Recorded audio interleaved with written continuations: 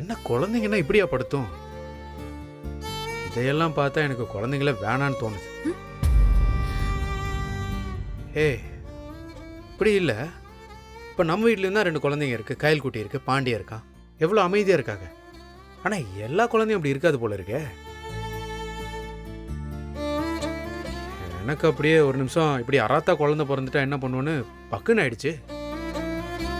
எப்படி இருந்தாலும் நான் பாத்துப்பேன். ஆ, உன்னை பற்றி தான் தெரியுமே. குழந்தைங்கன்னு பேப்பரில் எழுதி கொடுத்தா கூட அது கூட 10 நிமிஷம் ஜாலியாக சிரித்து பேசிக்கிட்டு இருப்பேன். நீ ஏன் அதெல்லாம் யோசிக்க போகிற? நீ அதை பற்றிலாம் கவலைப்படுறாளா?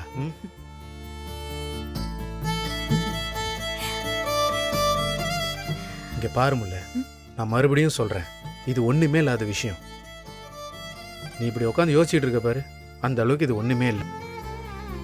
நீ பாட்டுக்கு நிம்மதியாக இருமுல்ல, புரியுதா? ஒரு விஷயம் மட்டும் நல்லா ஞாபகம் வச்சுக்கோ.